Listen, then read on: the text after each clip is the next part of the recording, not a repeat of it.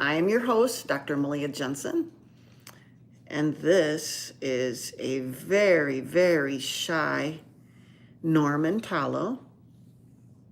Norman Tallow goes mostly by Tallow. Today's February 1st, and this is the day. I am assuming he came to Iowa, and so he was given the birthday of February 1st. We don't know when his birthday is, but we're going to say it's today, February 1st, because it's the day he came from Norman, Oklahoma to Iowa. So he's going to get two celebrations with me, a birthday and his gotcha day when I got him, which is coming up next month, right, buddy? But this is Tallow, and he's about 15 pounds. And according to AI and every description, he is a Basenji dachshund. So you can see he's kind of got a little dachshund head, but he's very, very lean. And he doesn't bark. He doesn't know how to bark. He's got an odd kind of a howl to him. It's not really a howl. It's hard to explain. It's like a singing, but it's not. I've listened to Basenjis, so it's not the typical Basenji song. It's got a little bit of what I would say is dachshund in him. So I think his little half bark is a combination of dachshund and Basenji. He's very fast. He glides through the air, and at times all 4 feet are off the ground. So that's typical of Basenjis, and I've actually watched it. He will actually hop, like dachshunds hop when they run, to maybe keep up over the brush or whatever. Tallow does that too. And like I said, he's very shy. I caught a picture of us together just now before getting online, so that's why it took me so long.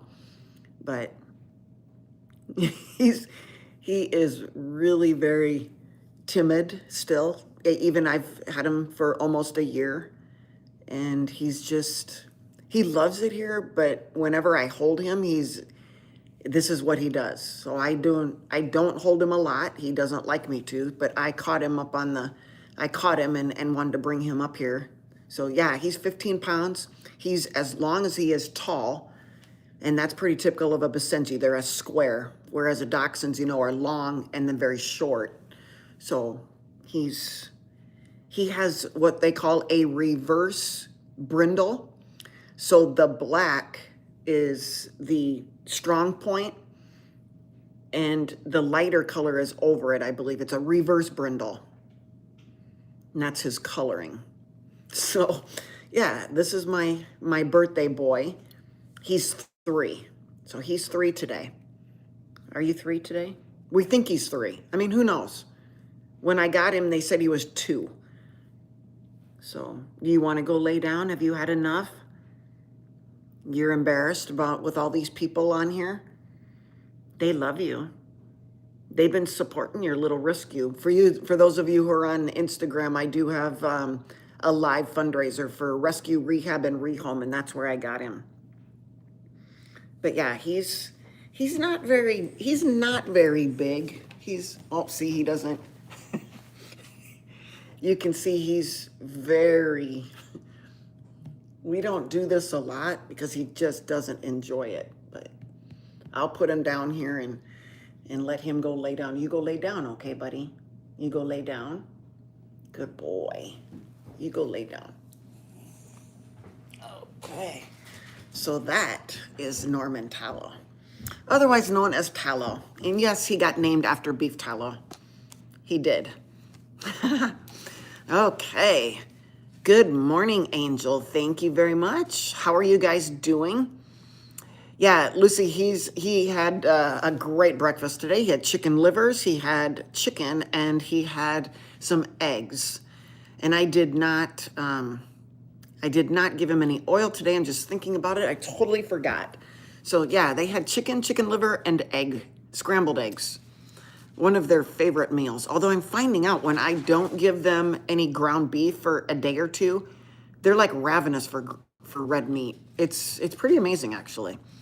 All right, you guys. So this is your opportunity to ask questions. I am a family practice physician. I've been in practice for 27 years. I'm located in the United States in Iowa. And yeah, I've had my own practice since 2012. Was it 20? Yeah, it was 2012. And I've actually transitioned my practice into an all online consultation business. So I closed my physical practice. My nurse retired. She was with me for 14 years. So she deserves to spend some time with her and her husband and traveling. And that's what she wanted to do. And I decided that this was the best opportunity. God laid this before before me. And I think that's where he wants me right now. And so here we are. So this is an ability for you guys to ask questions, but remind yourself that this is not medical advice, okay? It's for information purposes only. I'm here to just try to help and, help you guys navigate your health. So with that being said, do I have any questions? I know one that keeps coming up, and it's usually on on Instagram, and it'll just be a simple question like when I tell people to check their insulin levels, okay, to get a fasting insulin, they'll say, is that your glucose level? I have that. No, it's not the same. Okay, and I understand that these terms, for some of you, you're going, oh my gosh, how dumb. But you guys, we're all in a journey. We're all at a certain stage. And for somebody who's, admitting that I don't know the difference between insulin and glucose. Insulin is a peptide hormone. Insulin is secreted from our pancreas in the beta cells. Glucose is an energy source, and we measure glucose. In fact, most doctors will only measure glucose. They're very glucose-centric. They will watch glucose, and if it stays under 126, they will say that you're fine. Okay, that is the glucose-centric paradigm. That we'll watch your glucose until it goes over 126. We'll start looking into things. And by that time, to be honest, you guys, you've missed diabetes. You've lost probably 40% of your beta cell function because a 126 blood sugar is an A1C of 6.0. And many doctors will not diagnose diabetes until it's 7.0. And they will say that that's what the guidelines say, and they're going to follow it. But again, they have missed diabetes or the progression of insulin resistance for years because glucose can look normal. It can look, right around 100. And they will call that normal when it's not. It's taking a lot of insulin to keep that blood sugar down. And if you don't check insulin, then you're going to be behind the 8 ball, okay? If we check insulin in a fasting state around 10 a.m., 11 a.m., you're going to get an fairly accurate level. Now, with that being said, I'm going to get some naysayers and say, Dr. Jensen, you're totally wrong. It's not that I'm totally wrong. It's just that insulin itself, it fluctuates through the day. So we're hoping to catch it at a very good time, like around 11 a.m. And why is that time important to get it? One, when you immediately wake up in the morning, your cortisol level is high. If cortisol level is high, glucose is going to be high. If glucose is high, insulin is going to be high. But you see, waking up in the morning is normal for your cortisol to be up. So at about 3:30 a.m., cortisol starts to rise. It's normal. It's trying to wake you up and get you ready for the day. That will continue to rise till about 9 a.m. At about 9 a.m., it starts to level off. So that's why I try to catch it around 11 a.m. because it's getting to a place where from about 9 a.m. to 6 p.m., it's pretty consistent. You can get some ups and downs. Now, again, if you're eating during this time, it's whatever you eat is going to spike, come down, spike, come down. But for the most part, we have a rhythm to insulin. If you were in the fasting state even, that you're just going to get little variations of insulin. So that's why I try to catch it at 11 a.m. There are some doctors that don't believe in checking insulin, even if they are a low carb doctor. They will want to have you check ketones, saying it's more accurate. It's just harder for a person, if they don't have their own machine, to have a doctor check ketones is much harder. So getting an insulin is at least a good screening tool, okay? And if I get an insulin level and I get a blood sugar level and I get a triglyceride and an HDL level, I'm pretty confident that I can tell how good your metabolic functioning is, all right? So Flozano says, my glucose is always on the high end of normal. What is the high end of normal? What is normal? Sometimes it's above normal, but what is normal? And my primary doc always says not to worry about it. So give me some definitions. My endocrinologist ordered blood work, and I don't have diabetes, according to that endocrinologist, right, Flozano? But your glucose is always on the high end of normal. Again, what is normal? What is your definition of normal? Okay. Normal fasting blood sugar is between 70 to 80. That is optimal, normal blood sugar. 70, 80, 85. That is a normal fasting blood sugar. Okay. Most reference ranges will go up to 100, which is insulin resistance. Can insulin resistance, CJ asks, be fixed with diet, or is it there for life? You could reverse insulin resistance in a week with diet, okay? Insulin resistance changes very rapidly with the elimination of carbohydrates or even fasting. Insulin will come down and your cells will begin to, they will begin to accommodate, they will begin to adapt, they will become more flexible. A great time to recheck for insulin resistance would be in, I would say 90 days. But during that 90 days, you're making significant improvements. So that's why I said the week. No, you're still going to have insulin resistance because those cells are still adapting, okay? But your insulin level can come down. Your glucose level comes down, all right? David says, my glucose was 480. I started on metformin and Mounjaro and it went down to 180. So David is still having a lot of problems managing his blood sugars. Although, from a 480 to a 180 is great. You're still, way over an A1C of 8.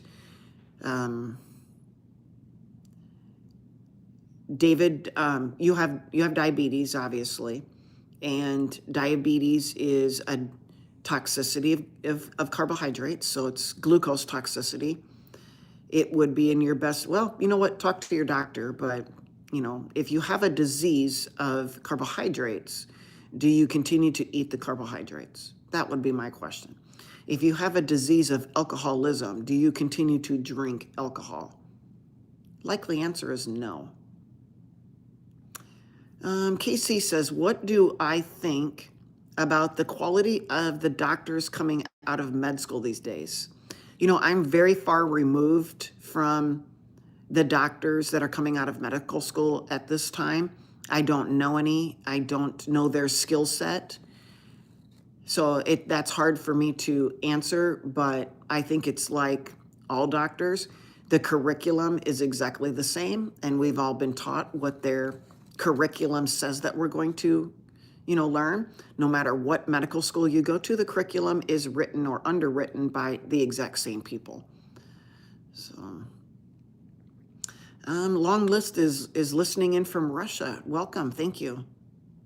Thank you, Lucy. Yes, insulin resistance can be reversed. So David also started not only Manjaro and metformin, but started cinnamon and juice apple cider vinaigrette. It's 90 to 110 now.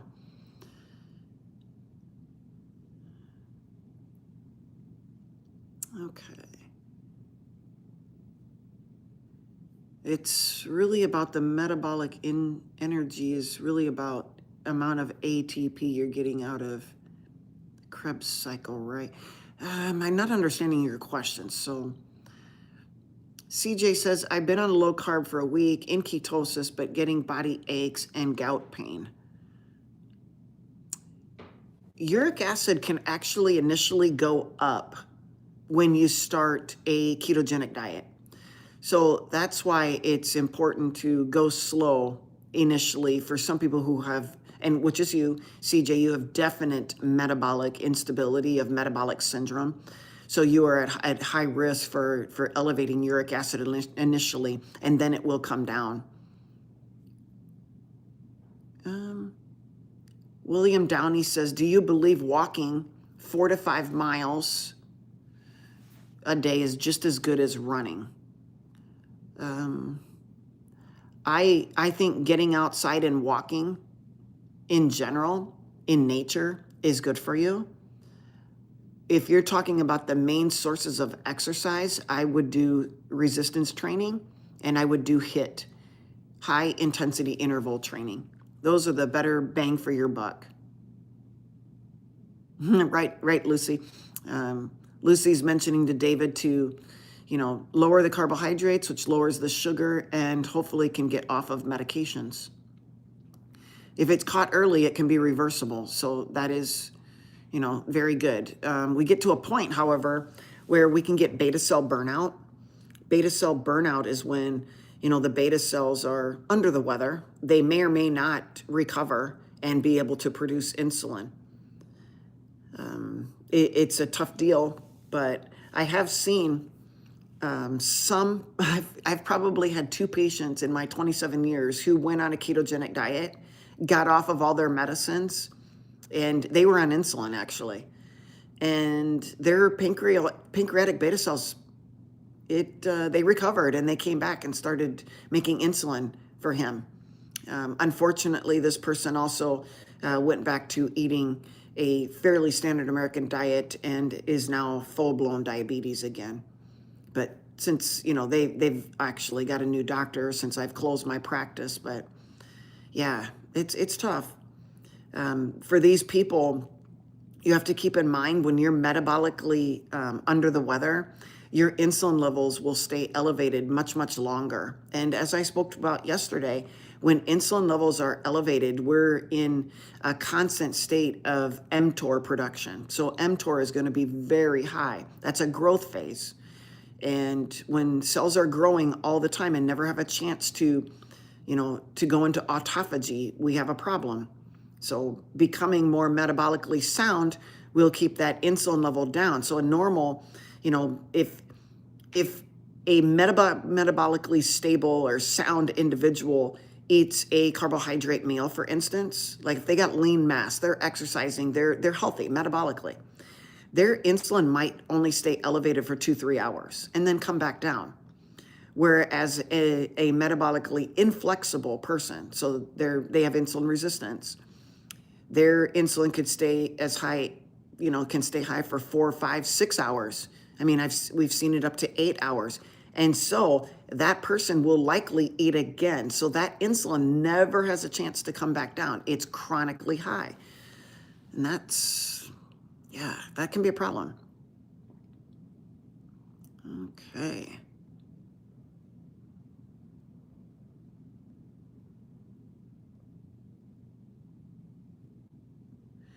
Flozana says, what can we do as patients to push back against the guidelines from the three-letter agencies that our doctors use when we are in the office visit with said doctors? That's a good question.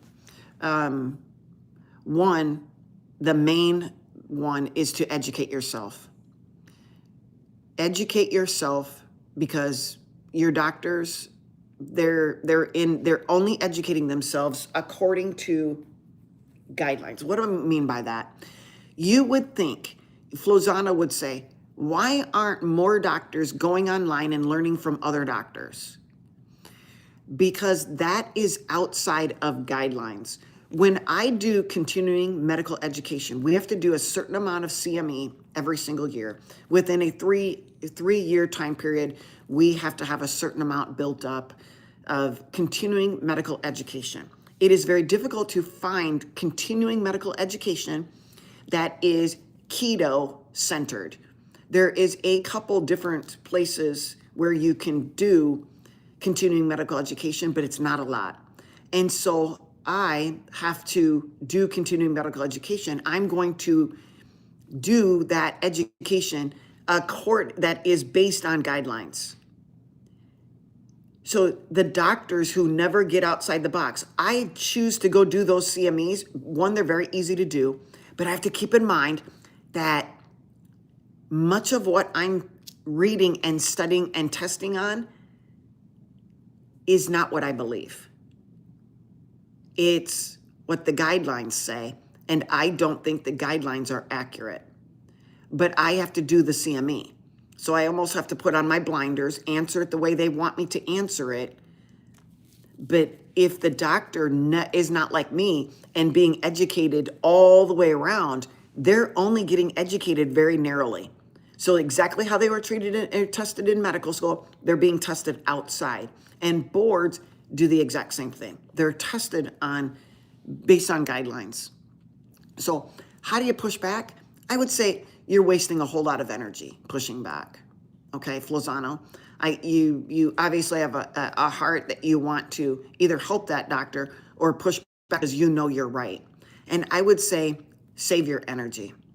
You know, if you want certain lab tests done, just say, hey, you know, I've done some reading, and would it be possible if you could just order this one test or these 3 tests or these 10 tests? You don't have to interpret them. In fact, I'll sign something. I just want to, for my own personal benefit or my own personal education, you know, I'm just learning about stuff. And gosh, if you could, I just want to get some screenings. And so I could every year just check these. Doc, would you accommodate me? Again, I will take you off the hook. You don't have to, you don't have to read any of the labs or interpret them. I'll do all of that, and I'd be happy to sign a form. Just be nice about it. You know, just be over complimentary that, you know, Doc, I know you know what's going on, but you know, I just want to do this for myself. I just want to learn about all these things in my blood and analyze them, put them on spreadsheets. I mean, just go in and make yourself sound like you're just, you know, over analyzing. And they'll say, oh, geez, one of these. Okay, whatever. Just order it. And you say, oh, gosh, thank you, Doc. And again, if you want me to sign a form, I don't have any problem. Oh, no, don't worry about it. But we probably won't be calling with the labs, and we'll just send you the results in the mail. Perfect. So pushing back, a waste of energy. Just, you know, save your energy, educate yourself, and move along. You know, trying to get a doctor to change is like, you know, there's sticks in the mud. Okay.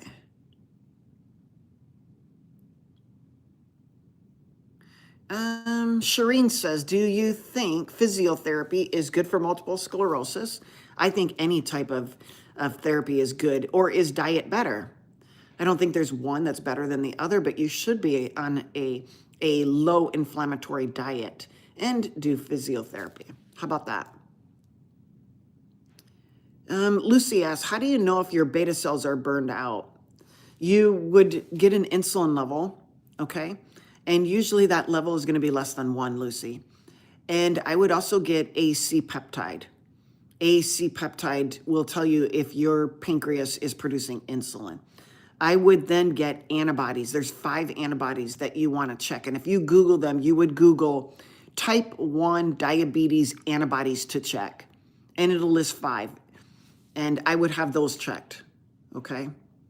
I would want to know if I was a type 1, a type 1.5, a type 2, a LADA, a MODI, all of these different types of diabetes. So it's quite interesting, okay? But yeah, getting an insulin level and a C-peptide will give you fairly good information, and then I would probably get those 5 antibodies.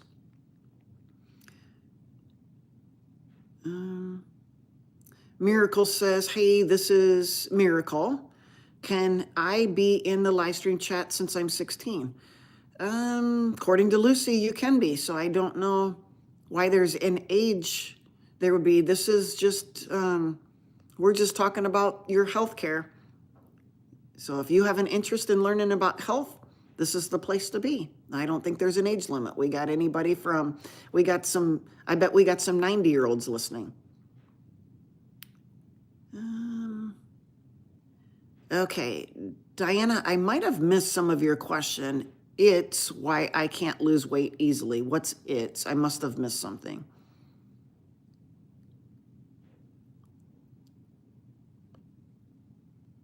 Okay.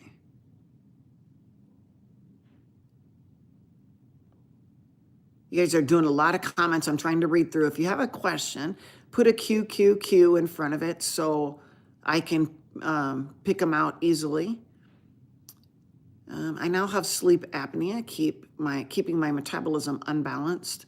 So your sleep apnea, are you struggling with obesity as well?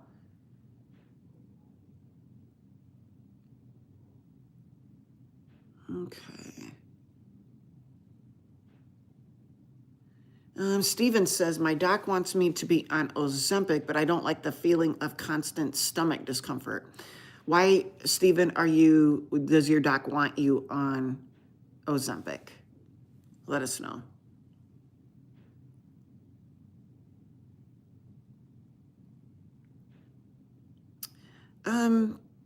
Skill tree.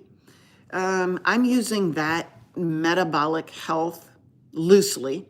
When I talk about metabolic syndrome, I'm talking about high blood sugar, high blood pressure, high triglycerides, high waist size, and low HDL. I'm not going to get into the Krebs cycle or the Randall cycle because those are things that I really can't speak to, nor do I want to pretend to speak to those. So if Skill Tree is learning about the amounts of ATP that comes from glucose and the amount of ATP from ketones in the production, I would tell you that there is more energy production from burning ketones than there are glucose. But I'm not going to get into going over the Krebs cycle to people because that's very complicated and they could likely read it on their own. All right. Oh, I am live on Instagram and YouTube, and we do not do requests for live videos. So SMC, I do apologize, but yeah, we don't do that. So thank you for asking, though.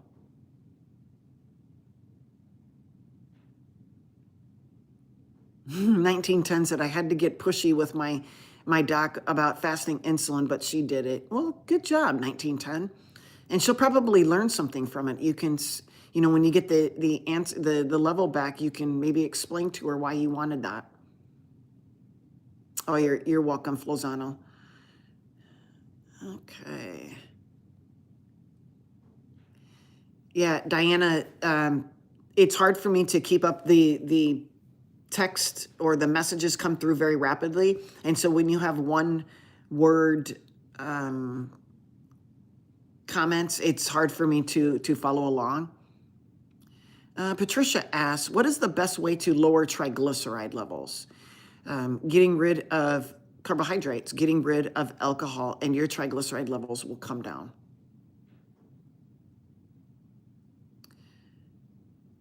Diana says, I fast a lot, type 2, that makes insulin when I see a donut.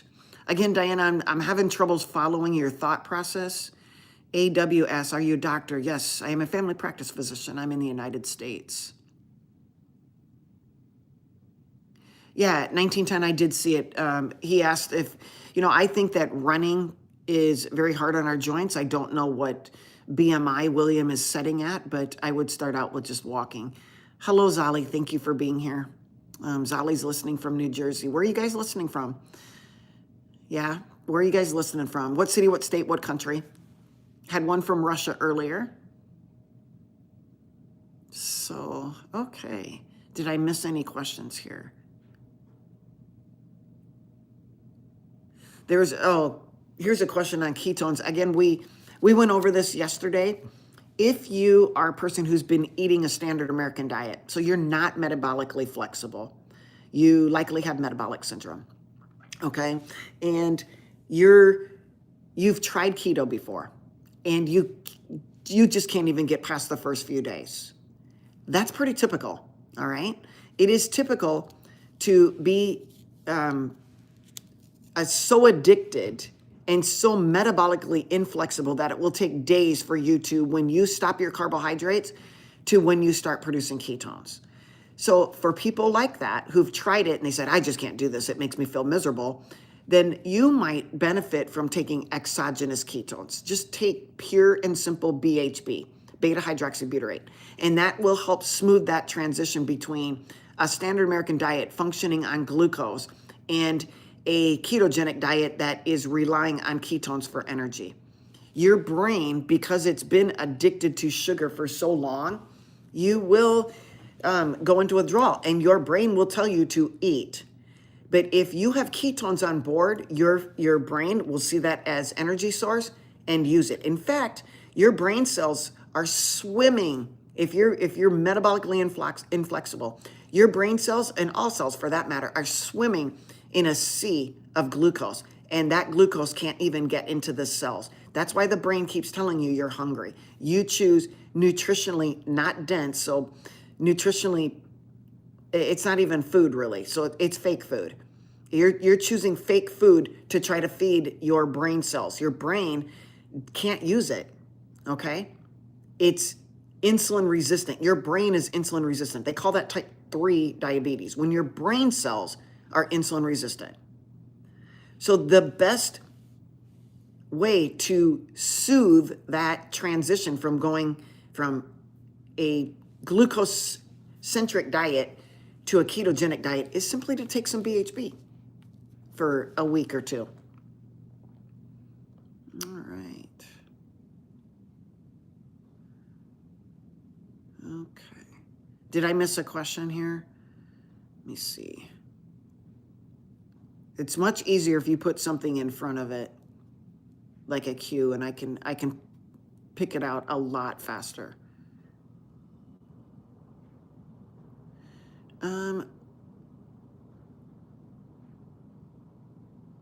Yeah, metabolic. So Diana says metabolic health is where I'm trying to focus, but it's okay. I'm on a journey and we'll keep tuning in. Thank you for being here. This is your opportunity to hit that like button, hit the thumbs up. Check, if you haven't subscribed, check, consider subscribing. That would help me, and it helps you. How do I feel about low dose naltrexone for autoimmune disease? I don't know the question, or don't know the answer to that question, because autoimmune disease, I would look for what is the root cause of my autoimmune disorder, okay? And I would consume an anti-inflammatory diet. That diet for me would look like keto, ketovore, carnivore, or a lion diet. A lion diet is ruminant meat, salt, and water. Autoimmune disorders are very inflammatory, and they are triggered by high inflammation in our body. The very fact that we eat, you guys, actually causes inflammation in our body. You're eating something foreign, okay? You're eating something foreign, and that is an inflammatory situation, but it comes down.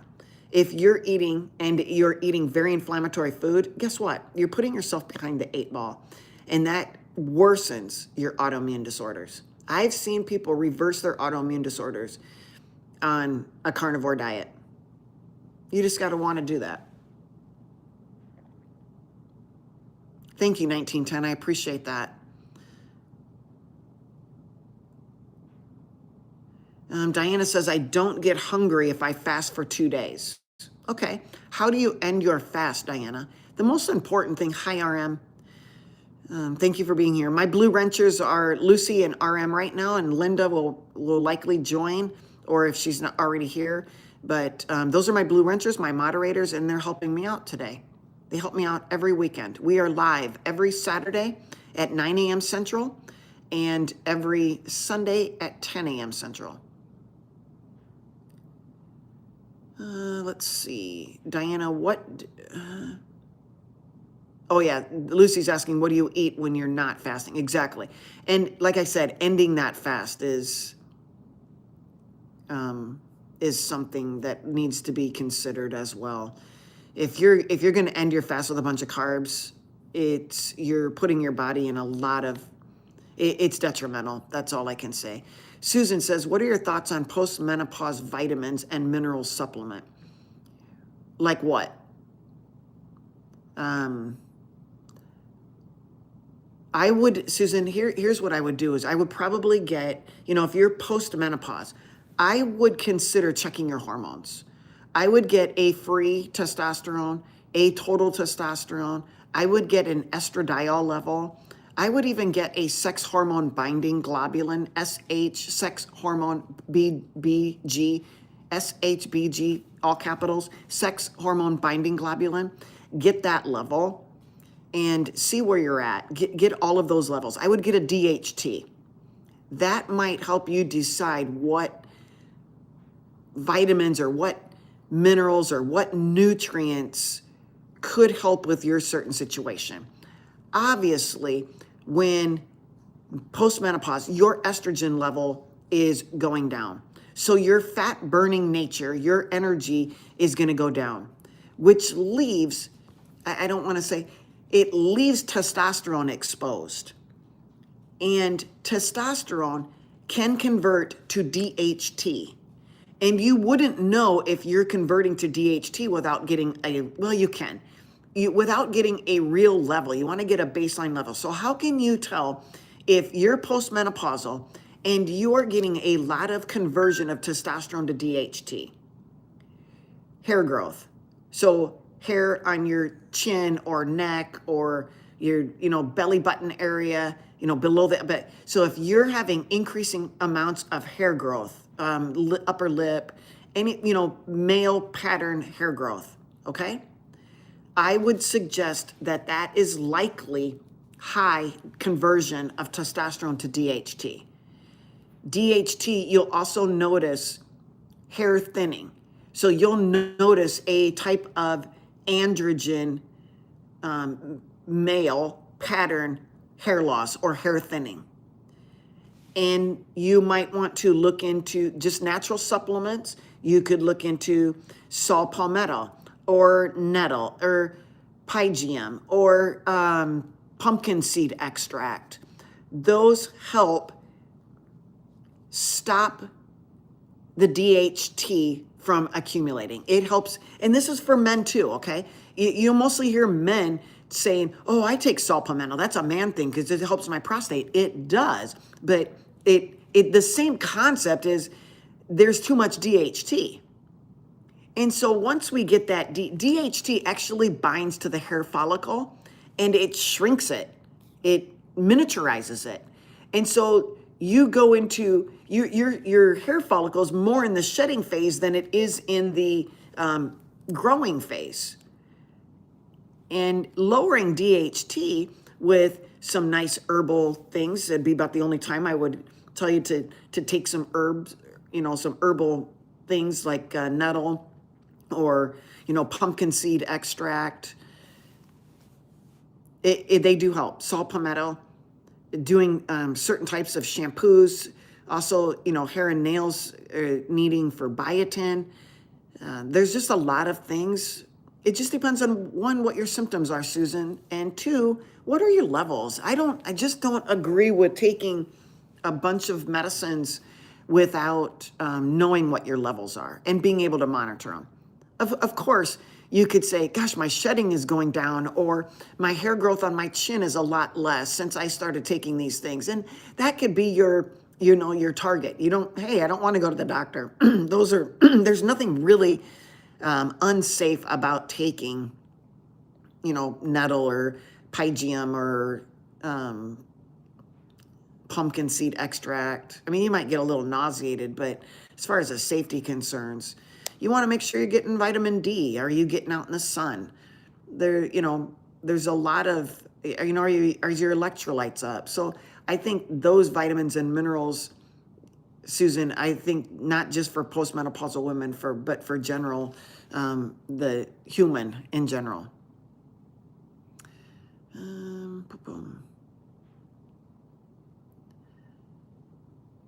Lucy says, what do you eat when you are not fasting? And Diana says, if I have to, a boiled egg is my go-to. So Diana says when she is fasting, I'm guessing, I'm trying to interpret your answer back to Lucy, but if you are eating a boiled egg, that's not really fasting, okay? You might be on an egg fast or a sardine fast or a water fast or a not water fast. But I guess fasting means whatever it means to each one of you. So Diana says, I'm fasting, but occasionally I'll have a boiled egg. So she's basically on a boiled egg fast. Okay.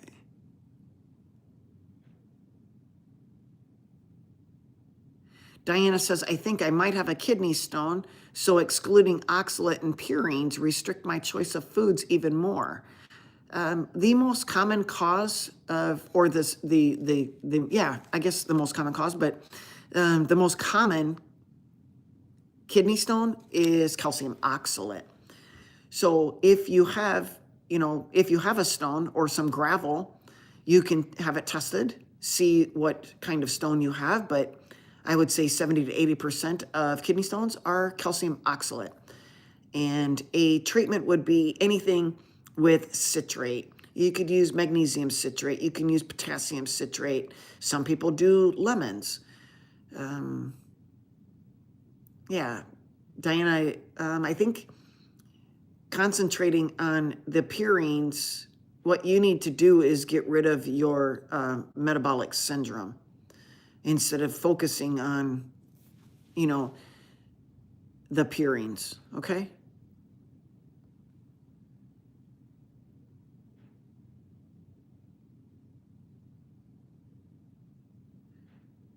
Diana, what is a definition of a brittle diabetic? And who gave you that diagnosis? I'm not aware that that is actually a diagnosis on the ICD-10 panel. Truth Seeker says, is it possible to build a lot of muscle post-menopause, or is this a pipe dream? No, I truly believe that you can build muscle.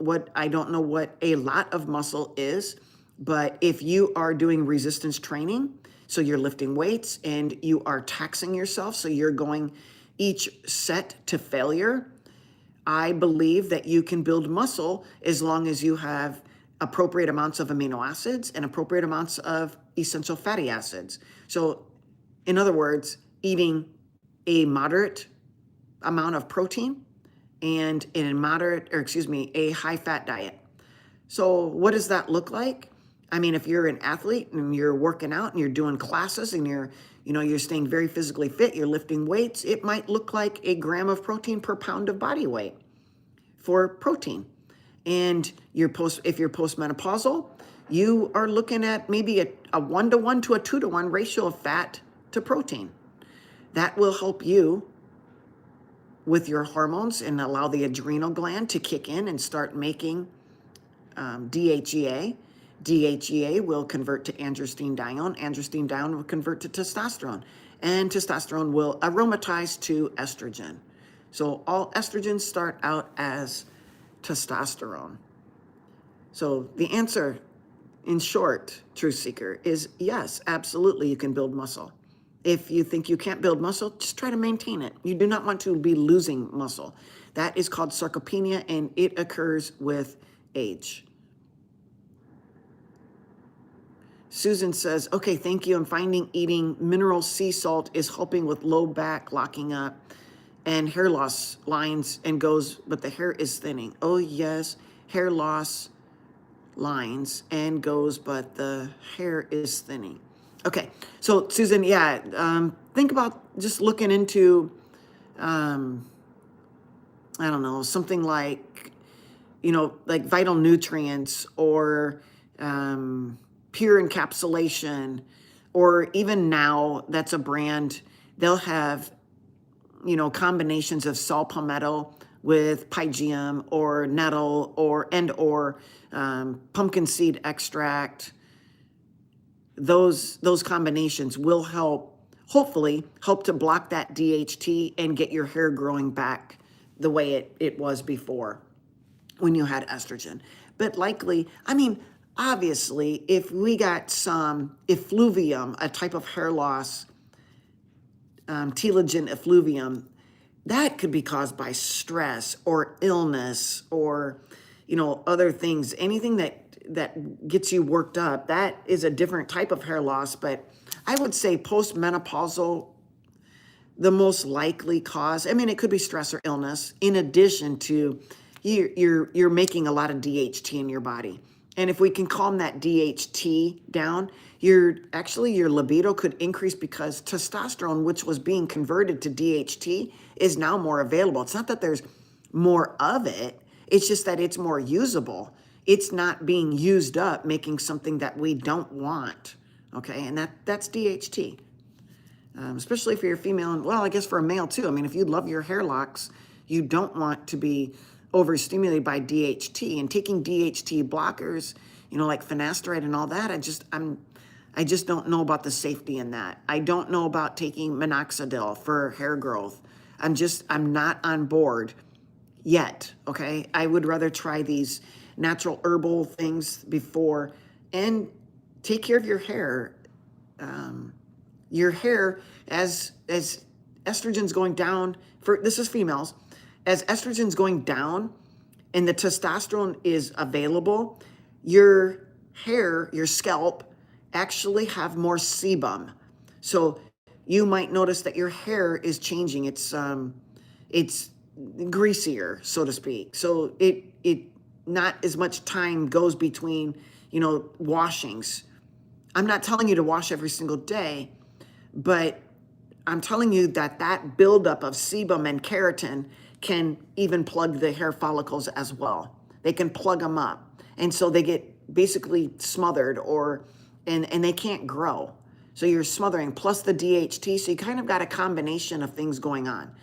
So, letting your hair breathe, self-massage, not so much, you don't want to scratch your scalp, and you don't want to rub it even with your fingertips. You actually want to move the skin on your skull.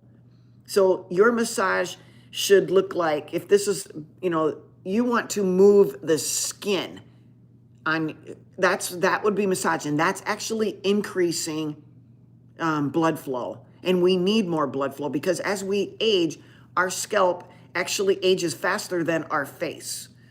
So we're trying to take care of our scalp here, and you want to get blood flow in there, and you can increase it. It's possible, but you don't want to rub the scalp, like rub it like this, okay? That can irritate and cause more inflammation. And then that inflammation plays a role on the hair follicle.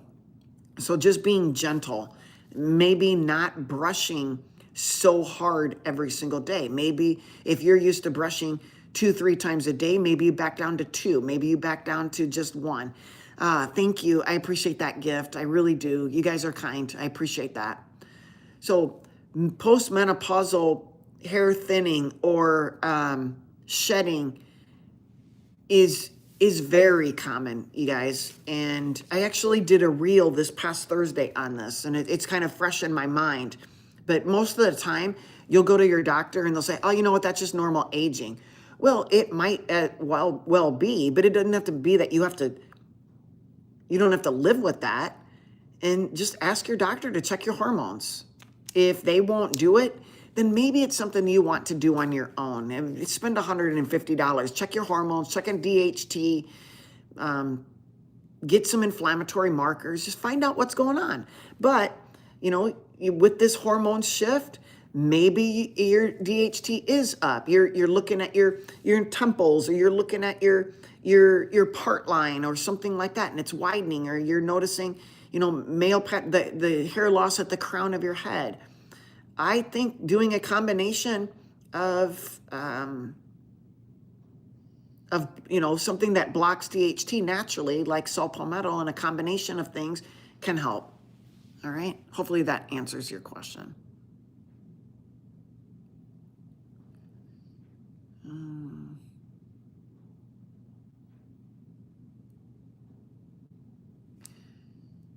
Okay. Diana says, my biggest carb intake is 2 pieces of white bread to make a sandwich.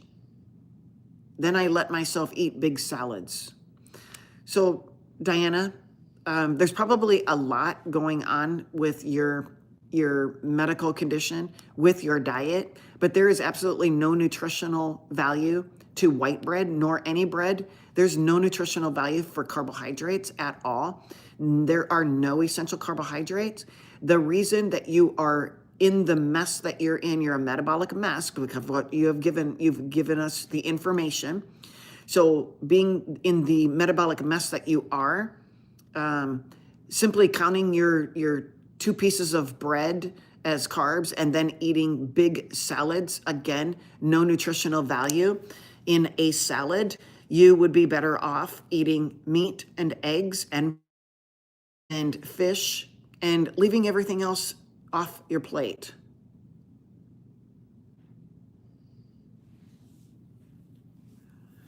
Again, eating 30 different vegetables in a week, I'm not sure why you would be trying that. All plants have phytochemicals in it. They have toxins. All plants are toxins. With that being said, some of the toxins are oxalates, phytates, tannins, saponins. You're eating a very high inflammatory diet. You're worsening your metabolic condition by eating these inflammatory foods. You would, if you want to eat those vegetables, I would boil them for 20 minutes at least before consuming. Boil them.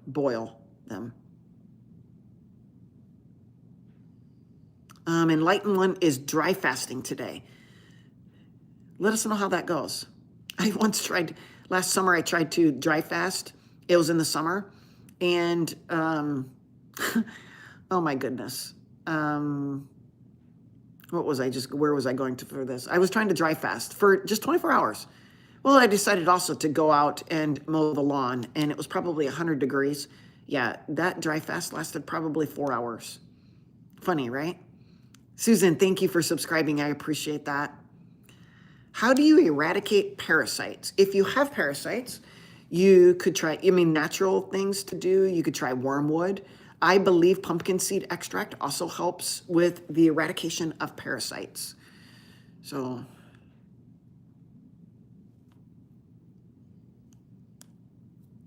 oh, Lucy is talking to Truth Seeker. I am postmenopause, and I can say I have a good amount of muscle on my body. And Lucy exercises on a regular basis.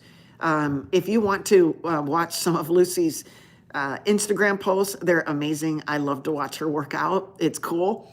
She has actually showed me or reinvigorated my mind and got me into doing some different exercises. I don't have everything that she has at her gym, but I do makeshift exercises that I've watched Lucy do, and it's actually fun. So yeah, Lucy is a workout warrior. So go on Instagram and watch her stuff. It's good. Follow her. How will I know if I have a parasite? Well, most people who have parasites end up losing a ton of weight, okay? But, this is controversial, whether or not we have parasites or not. There are online doctors who analyze your blood under a microscope, and they can tell by your white blood cells and your red blood cells whether or not you have parasites. They can tell microscopically if you have parasites in your blood itself. Now, again, these are things that I'm personally not looking for, okay? My thought process, I just think through this. Instead of just going and doing all these labs or paying money to have a peripheral smear done and making sure that the doctor, the pathologist who's looking at my blood underneath the microscope is looking for the things I want him to look for, because half the time they don't comment on certain things because everybody has it. So they're not going to comment on them. So, you got to find somebody who's going to interpret looking at your blood under a microscope. And that's why we end up going to these doctors. That's all they do is interpret blood and looking for parasites or looking for viruses or bacterial or fungus or whatever it is. My thought process, this is just in the grand scheme of things, is if I don't want viruses and bacteria and fungus and parasites, I'm not going to feed them. I'm not going to feed them sugar. Because they love it. They're living rent-free in your body when you are consuming high-carb diet, okay? They starve themselves on ketones. They can't live on them. And so my thought process is, if I stop feeding them, they are going to die. So that's it, okay? So instead of going and looking for all these things, you also got to be conscientious about heavy metals. And again, I believe wormwood is good for heavy metals as well. But these pathogens, they love to eat these metals, and we're breathing them in and we're eating them. If we're eating processed food, you are consuming heavy metals. Iron is a big one. Non-heme iron is a delightful dessert for pathogens, okay? Susan says, I feel instantly so much better after I eat liver, but don't want to eat it every day. If your body, Susan, is craving liver, eat a little bit every day. That tells me that you are nutrient deprived and your body is telling you you need it. I had one lady who told me that she craves red meat during certain times, during her periods especially. And I would say to her that her body is craving heme iron during those times. When women lose blood through periods, they're losing a lot of iron. It's like dumping blood, okay? And so there are a lot of women I have heard tell me that they crave red meat during these times. Eat the red meat, okay?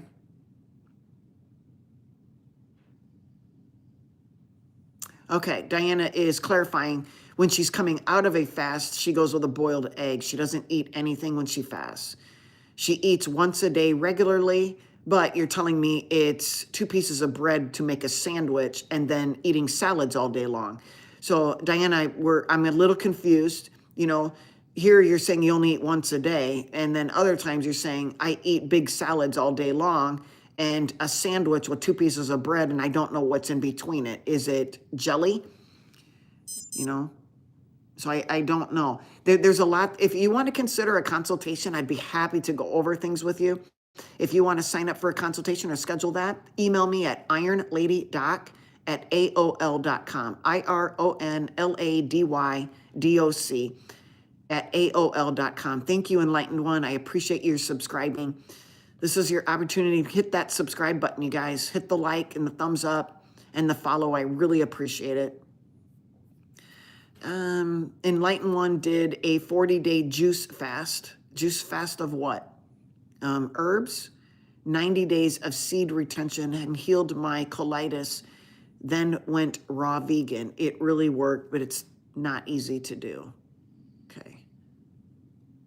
Thank you, Lucy. Yes, welcome to the new subscribers. If you want a consultation with me, please email me at IronLadyDoc, and I can go over your labs, I can go over your diet, your exercise routine. We go over it all. RM, also adds that hibiscus oil can help with hair growth. I'm not aware of that, but I will look into it. Thanks, RM.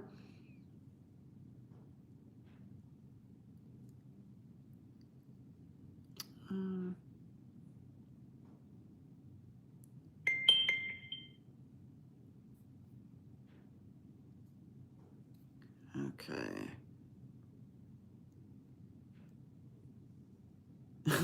1910, I don't know what tidbit you're going to tuck away, but I'm glad to help. Susan says, I have candida overgrowth under the belly and in the breast folds because you have sugar and you have candida thriving in these areas. It's moist, it's warm, and there's food. And so, Susan, you have diabetes. That is a sign of diabetes. Even if your doctor says you don't have diabetes, get an insulin level, and it's likely very, very high. That warrants going on a low, no-carb diet for the remainder, and that candida will starve. But anytime you have skin lying on skin, you're going to grow candida, and it loves a warm, moist area where it has some food to live on, like sugar.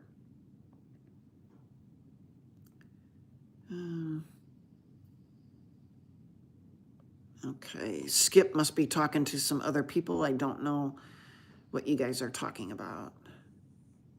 Okay. Adrian Dack is in the house. Thank you. Meat is life. Oz says, what do you think of cosmetic surgery? Like, for instance, what? I think if you want to do cosmetic surgery, you have to appeal to you. What I think of cosmetic surgery might not appeal to you. So you're the owner of your body, okay? And so if you want to have cosmetic surgery, do cosmetic surgery.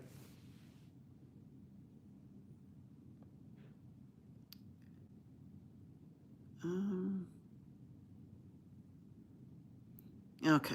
Like I said, Diana, you might want to get a consultation, and it might help you. Okay. I'm looking for questions in here.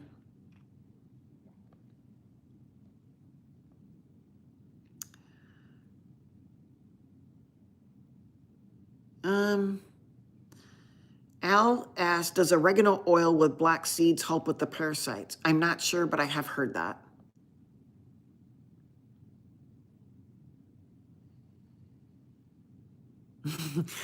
Yeah. Is that Jackie? Yeah, Jackie Lynn. Yes, I am a Vikings fan, but I like to watch football. But I'm in Iowa, so the Minnesota Vikings are very close to us. And I've always been a Vikings fan, Steelers fan, 49ers fan. And the 49ers quarterback, Brock Purdy, he went to Iowa State University, and he was the quarterback for them. So I'm a big fan.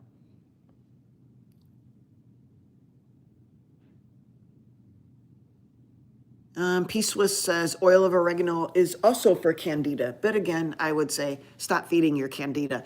You can do the oil of oregano if that's what helps, but you got to stop feeding it.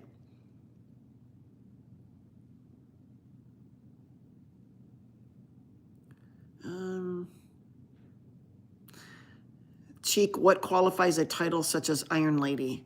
It stands, I am a weightlifter. So the iron is for weightlifting. Iron Lady, and I'm a doctor. IronLadyDoc. Good morning, Geo. Thanks for being here. I must need to cut out fruits. I don't eat sugar. Well, fruit is sugar. Fruit is probably 60% fructose and 40% glucose. So that is sugar, and you do eat it if you're eating fruit. Coconut sugar is sugar. Yeah, you're welcome, Susan.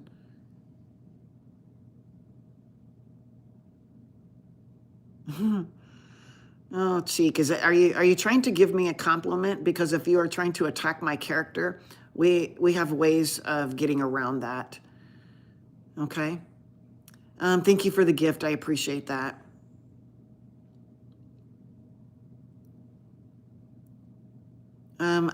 Cheek asks what kind of workouts. I lift weights. Time under tension, of course. I mean, doing the eccentric and concentric is important. Do I do much cardio? No. Cardio, I think, it is overrated. I do HIIT if I do any type of cardio. Tanya says, good morning, Doc. What skincare do you use? Your face glows. I do a morning routine and I do an evening routine. Off, thank you very much. I really appreciate the gift. Thank you so much. That's very kind of you. Very, very kind of you. So my morning routine usually consists of just washing with water, washing off, just splashing with water. And then I will apply a vitamin C. I will use hyaluronic acid in the morning. I will use a peptide. I will also use snail mucin. And I will top that off with some sort of a moisturizer like CeraVe, or I really like Dr. Shireen Idris products. So at night, I will definitely top off as my moisturizer is it something Fade? I can't remember. So Shireen Idris, Dr. Idris, Idriss. But, I think a topical Retin-A in the evening, after you've cleaned your face with a very a mild soap for me. I do not use a foaming soap. I use a gel or a creamy gel-like soap in the evening to clean my face. And I will, in the wintertime, since it's very dry, I will sandwich in my Retin-A, a tretinoin. I will use some sort of a moisturizing cream, and then I will apply my Retin-A, and then I will put my cream again over that. 3 days a week, I will use an exfoliator, and I will use Major Fade by Dr. Idris, or simply using glycolic acid. You can get, I can't remember the brand, comes in a red bottle, just simple glycolic acid. It's mild and it doesn't cause any burning. You could put the glycolic acid on and wash it off in an hour. You could work up to it and eventually wear it overnight. I would not recommend using your Retin-A on days that you're exfoliating. I think it's too harsh. Okay? Those are just some of the things that I do for my skincare. I will also do red light therapy. Lauren is listening from South Africa. Thank you for listening. You're welcome, Gio.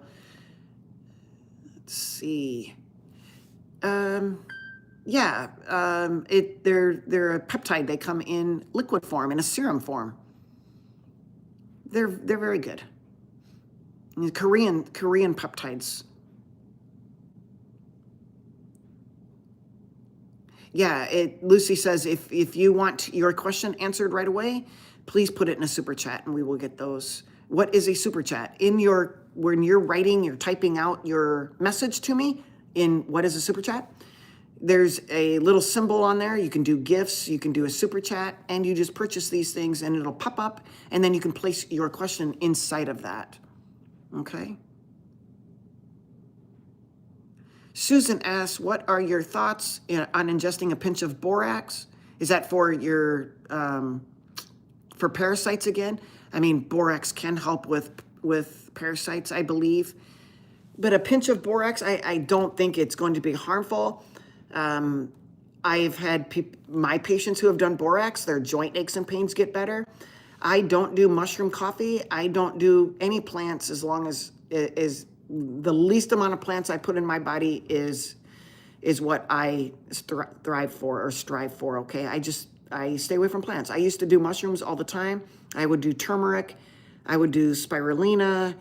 I was spending hundreds of dollars on supplements every month. And finally, I just said, no more.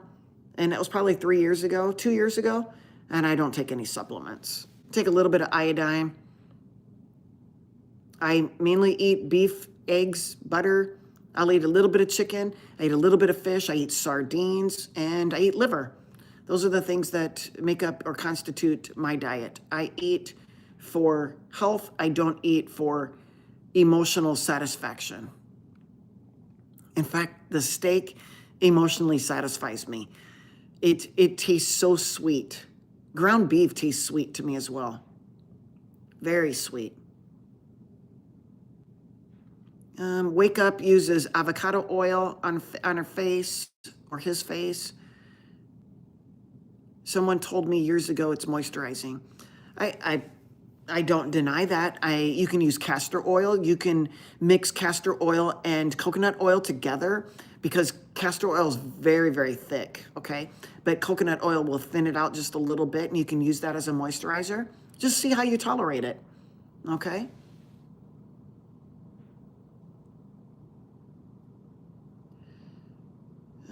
Geo says, my wife has been getting a tingling feeling in her right arm. The doctor she goes to here in Chicago told her she has an iron deficiency. She hasn't had that happen before. Any thoughts, please? Well, I would get your iron levels. I doubt it's deficient, but again, I would have to look at the levels. I would get an iron level, a ferritin level, a transferrin level, a TIBC, iron saturation, a CBC. I would check your thyroid functioning, all of the thyroids, TSH, free T3, free T4. Geo, if you want a list of these, just email me at IronLadyDoc@AOL.com. But more importantly, Geo, has your wife had an x-ray of her neck? A lot of times, upper extremity numbness and tingling is coming from the brachial plexus and coming out of a area in the neck where that nerve is being pinched. So getting an x-ray and an MRI is where I would probably start. Again, looking at labs is important as well. Lucy says to send a super chat, there's an icon on the right, on the bottom right. If you click, you will see the super chat option and your question will get bumped to the top. Thank you, Lucy. I appreciate that. There we go. Geo just did it. $1.99. You're the best. Thank you, Doc. We appreciate you. And I appreciate you, Geo. Thank you for being here. Cold says, what made you stop doing plants? Great question. About 2 years ago, I watched a lecture series by Dr. Anthony Chafee on plants are trying to kill you. And I never went back to plants. I think the next day I said, no more. Yeah, that was eye-opening for me. So after watching that video, I never did. Once or twice a year on birthdays, I go to a local restaurant that's near me that I love, and I get steak and I'll eat the salad bar. And I make myself miserable the next day. That is so bad. Oh, my goodness. The gut inflammation. But yeah, other than that, I wouldn't touch the things anymore. Did you ever get to trying lamb liver? I did not, RM. I eat chicken liver, I eat beef liver, and I eat pork liver. Diana says, I love your diet. Yeah, it's pretty simple. Go lay down. Go lay down. Thank you.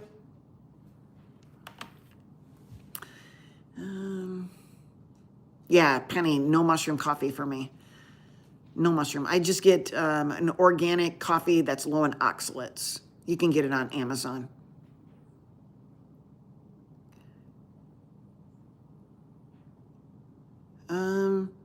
Young Kaleido has been eased for 3 days. What's going to happen to me? Well, I guess I don't know, and you can let us know in 3 days. Let us all know how eating cheese every single day affected you. Made my husband a New York strip steak yesterday. It was so good. That sounds so good, Lucy. Oh my gosh. All these videos that people put with their steak and bone-in T-bones and ribeyes, and then they'll put the eggs next to it. It looks so delightful. I just want to jump through the screen and get my plate full of their food.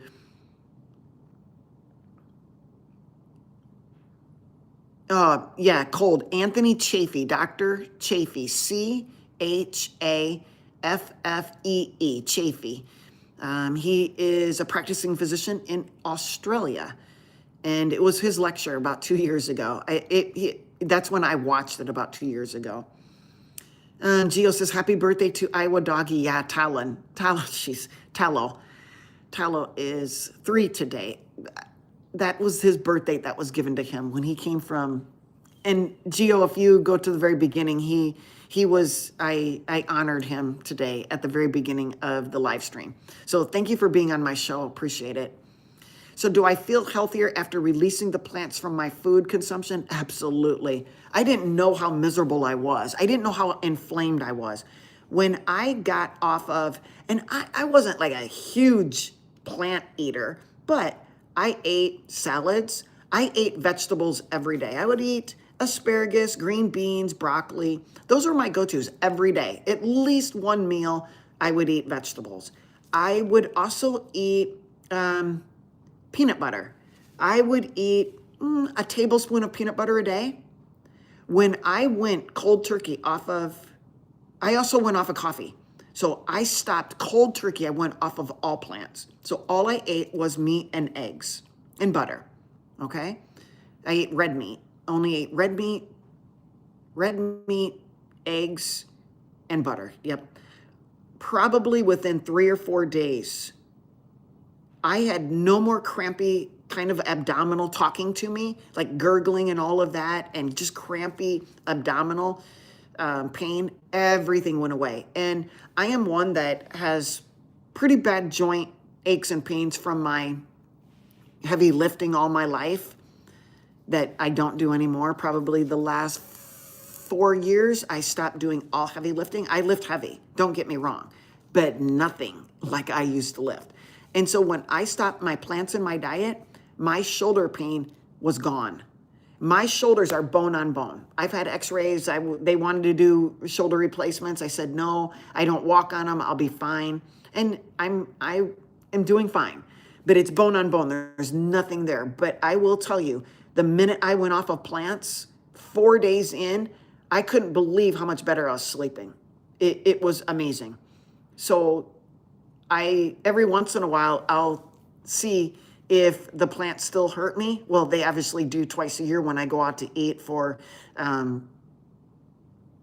out to eat and eat a salad bar. Yeah, the next day they're bad. But I will also try it with peanut butter.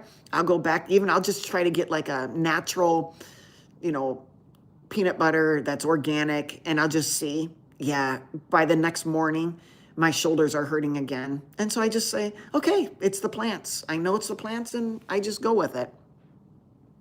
So for you, those are on Instagram right now. I do have a live fundraiser for Rescue Rehab Rehome.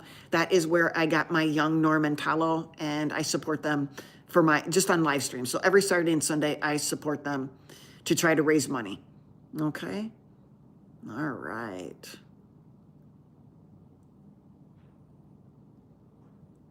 Yes, 1910, Dr. Anthony Chafee. You got it. Chaffee. You got it.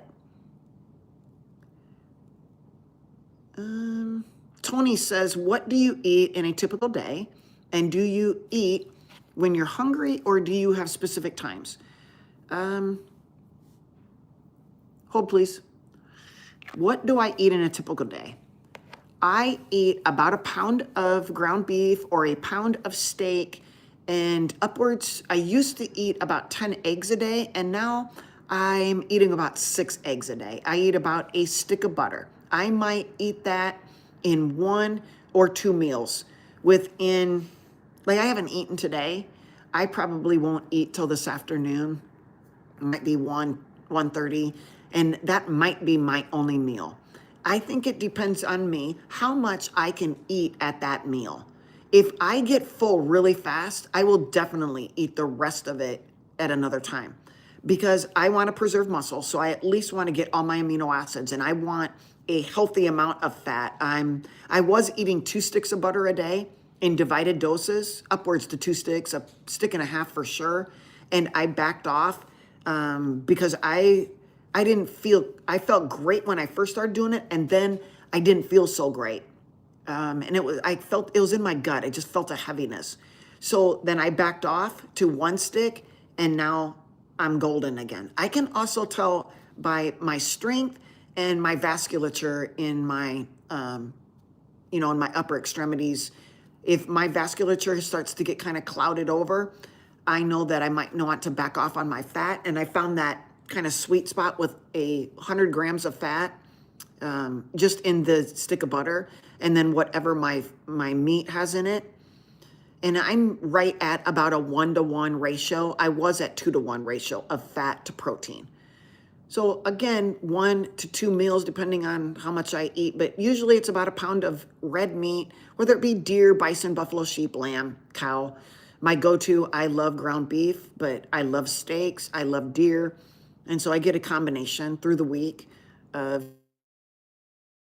red ruminant stick to that. I will occasionally eat chicken. It's pretty rare. Sometimes when I'm making it for the dogs, I'll nibble a little bit. I eat eggs every day. And I will now, a few days a week, I have cottage cheese in my fridge, some whole cottage cheese, grass-fed or organic cottage cheese. I might take a couple tablespoons before I go to bed for the casein to see, if that would help with sleeping and all that. But I'm not much on dairy. I do some cream in the morning, heavy cream.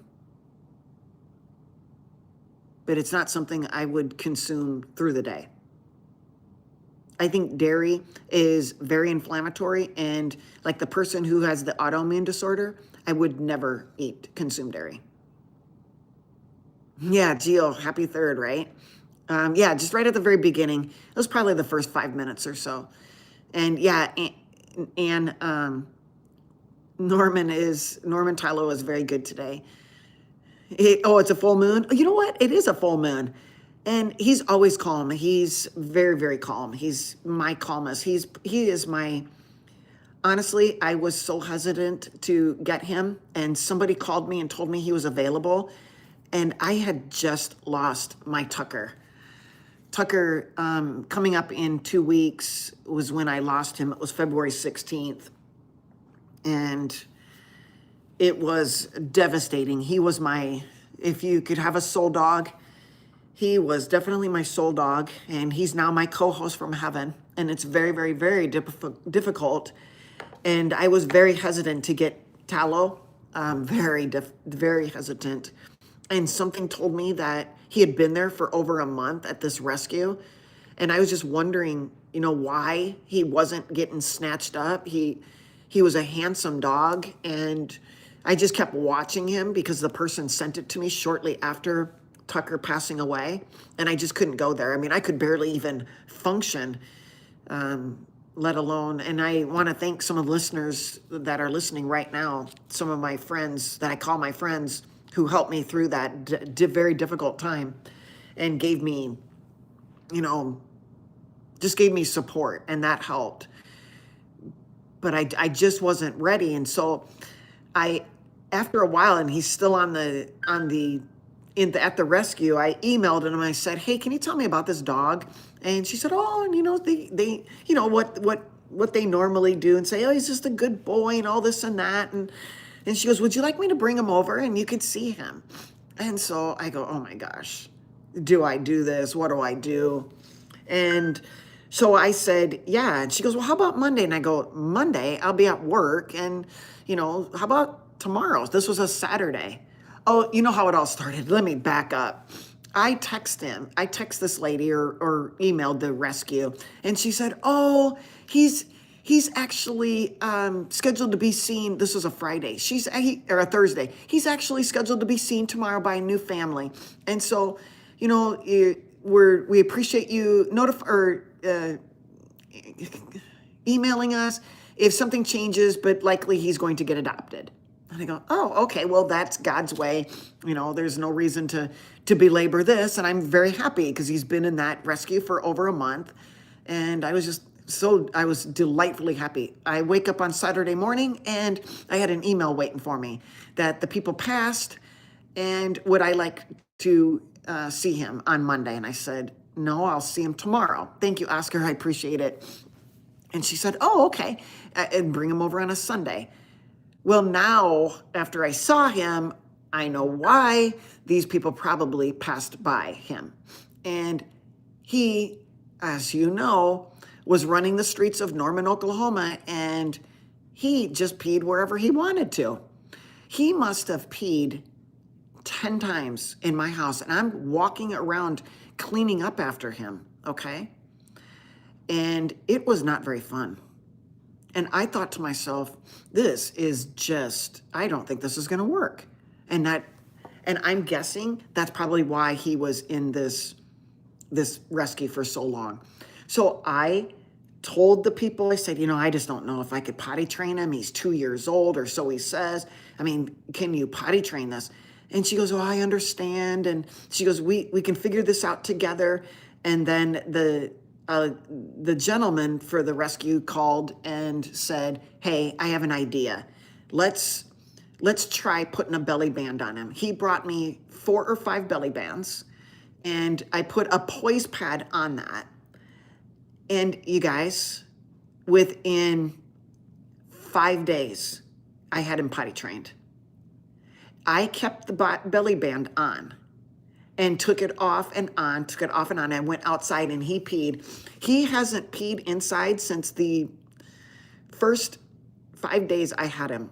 And he is the most, he's not Tucker, but I am telling you what, he is a close second, a very close second. He doesn't have Tucker's emotional bonding. You saw it at the very beginning of the video. He is not emotionally bonded to me, but he wants to please me. It's just showing it differently. And so I can't even closely compare him to Tucker. But as far as obedience and wanting to please me and be a good dog, oh my goodness, he's amazing. Roger, if you have to say stuff like that, I don't necessarily think that you need to be on this channel with us. So we're going to take care of that. Okay. All right. Thank you, 1910. I appreciate that.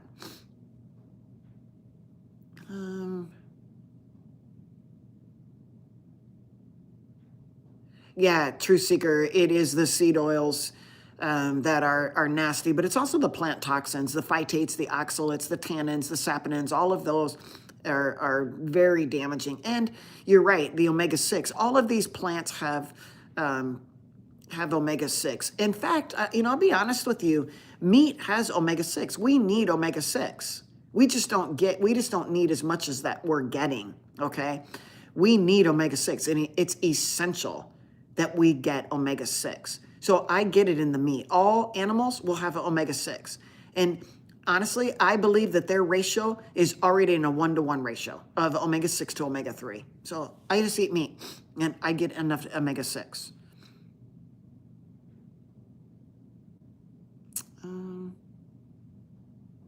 Let's see.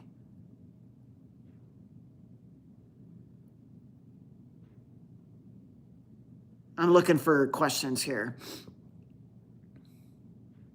Oh, 1910 says, I made pizza crust out of lean ground chicken.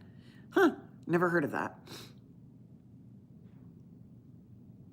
Oh, yeah, thank you. Lucy says, another way to support Dr. J is by visiting her store. It's on 4th Wall at IronLadyDoc. I do have links. Well, Lucy actually put that link, and I believe, no, I thought I could. Yes, I pinned her message to the top or to the bottom, wherever it shows. And yeah, you look at the new gear. Actually, I'm going to be making one with the definition of ignorosis on it, but you can look at the new line of No Longer Bamboozled by the Buffoonery. It's, yeah, that would be a great support for me. So check it out on 4th Wall. And Lucy put the link, so you can just click right on it. Darren says, tallow is harmful, isn't it? No, my tallow is not harmful, nor is beef tallow. Beef tallow is actually healthy. So tallow and butter, ghee, lard, all of those are good sources of fats. Crazy asks, what type of medicine? I am family practice. I am a family practitioner.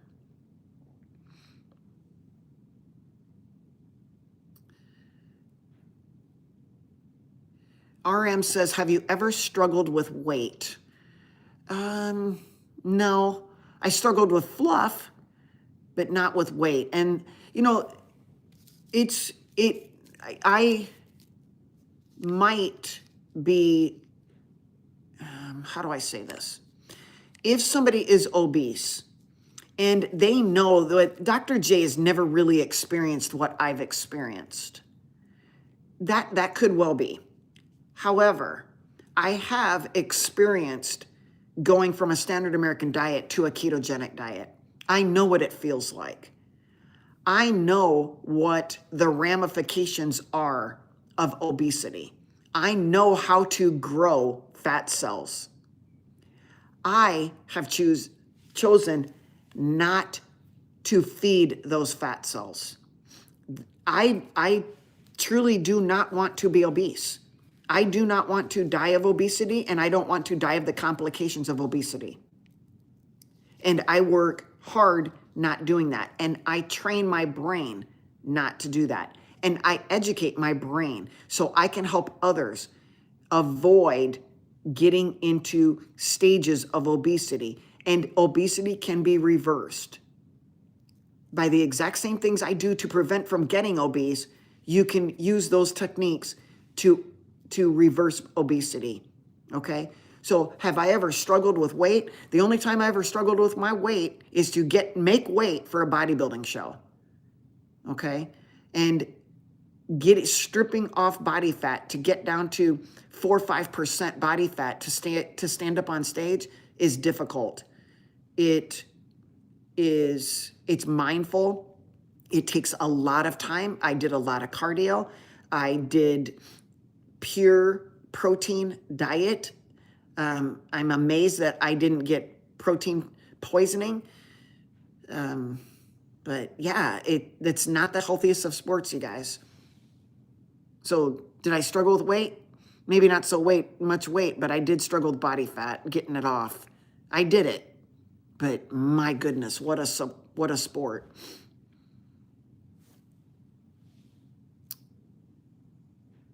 What brand of butter? I use Organic Valley, grass-fed organic butter.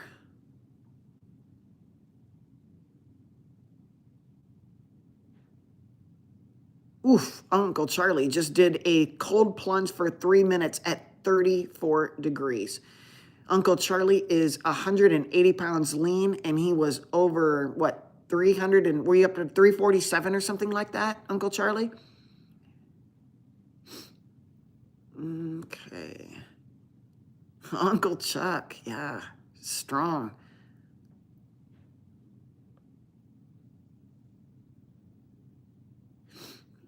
Let's see. Yeah, Lucy, that's a good way to cook it. Liver cooked in butter with salt. Yeah. Actually, I like liver after it's actually cooled. Once it's cooled, or after I put it in the refrigerator, I like it much better. So try that. Oh, thank you, Gio. Yeah, coming up in 2 weeks, it's always a tough time.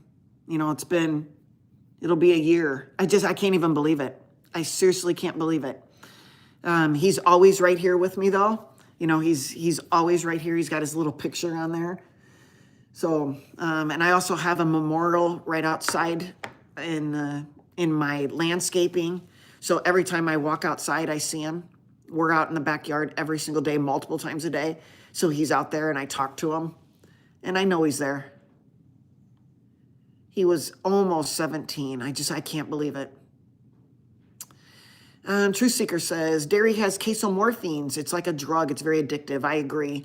A lot of people are stimulated by casomorphines. Yeah, the cottage cheese. One of my friends was addicted to cottage cheese.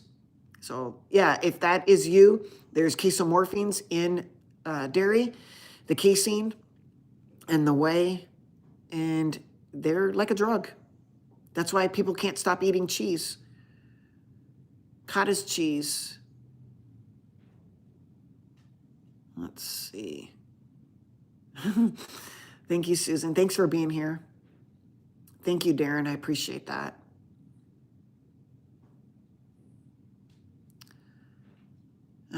Oscar is listening from Tel Aviv. Thank you, Oscar.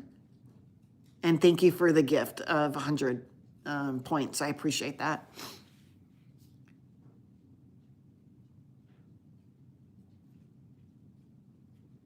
Yeah, I agree, Tony. They are totally our life and family. Joseph says to save animals is a noble cause. It sure is.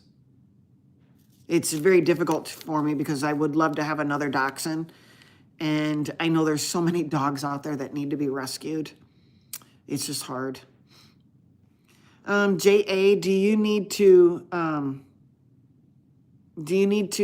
maybe take a break from this, from the live stream, from this podcast? Maybe take some time to yourself and, maybe refrain from any comments right now. Just seems like the comments that you're, giving are just not something that we want to have on this show.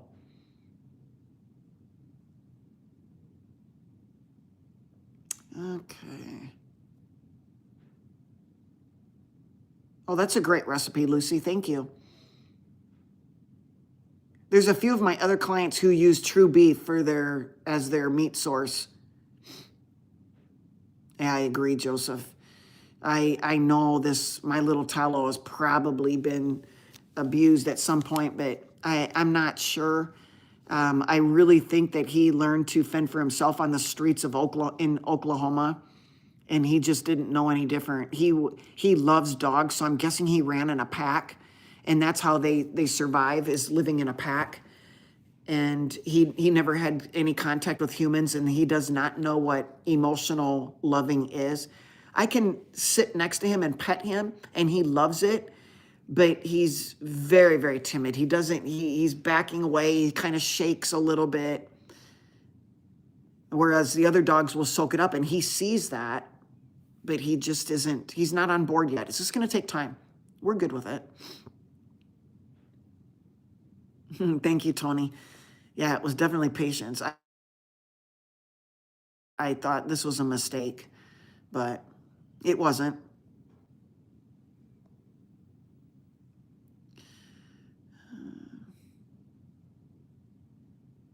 Yeah, Stan, I love chicken livers, and they're very cheap. I do get organic ones at the store. $2-3 for a pound. It's pretty, they're really good. We all eat them at our house. MK, did you wear glasses your whole life? No, I did not.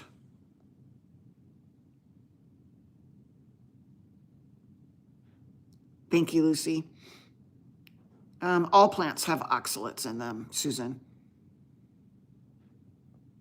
And Lucy says avocado is very high in histamine.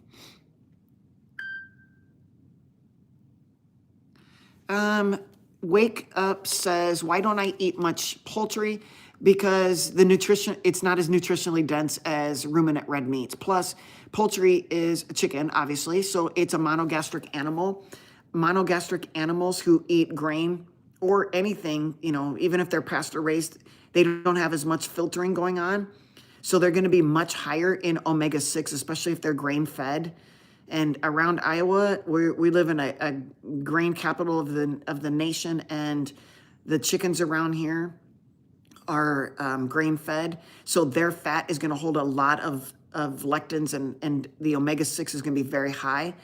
I would rather eat a ruminant animal. That's how I eat my plants, as long as they're filtered through a cow. That is why I don't eat much poultry. I do love it. But it has no heme iron. That's why it's white, unless you're eating the dark meat. But again, if you're eating the skin and you're eating the fat, you're going to take in a lot more omega-6 than you would on a cow that eats grain. Uncle Charlie was 325 pounds with fatty liver and an A1C over 18. Wow, it's now 5. Yeah, cod liver oil is also a great choice. I have cod liver oil at my house as well. Just a tablespoon here and there.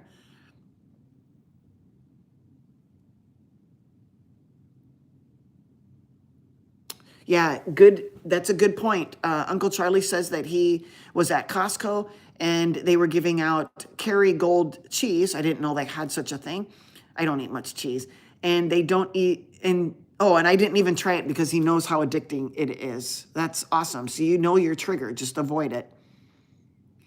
1910, I have never tried methylene barrel. No bark. What state am I in? I'm in Iowa. Gio was 306 pounds, went straight keto, no bark, and now down to 2, and I'm 245 pounds, lean, mean, and in pain as I'm old. Gio, we can make a change on that. Yeah, Uncle Charlie, you have an amazing testimony, so keep sharing it. I'm sure that the doctors and the nurses thought that you were a lost cause and were probably, RM, what are your dogs barking at? A leaf blowing in the front yard, I'm sure.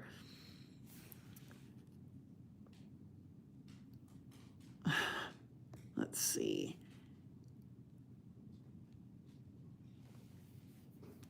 Yes, Melanie, thank you. It is L'Oreal.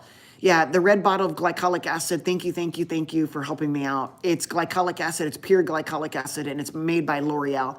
If you use that glycolic acid, maybe 3 days a week, that will give you a good chemical exfoliant. Go lay down. It'll give you a good chemical exfoliant, and it's a good one. I believe glycolic acid is also in Dr. Idris's Major Fade.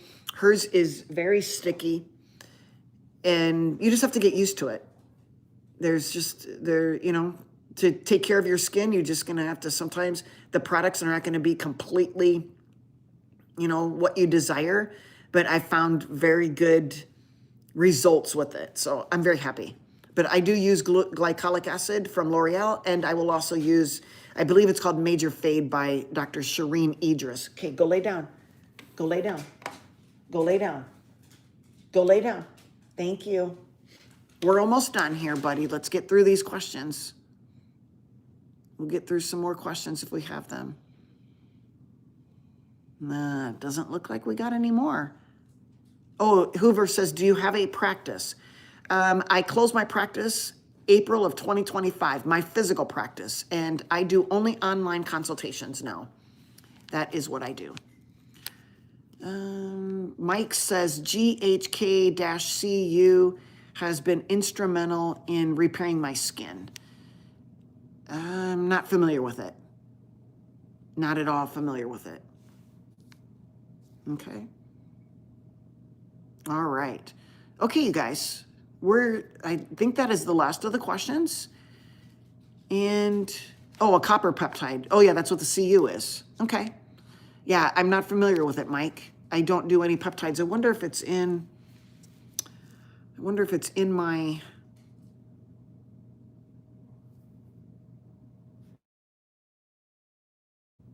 ones for my lips.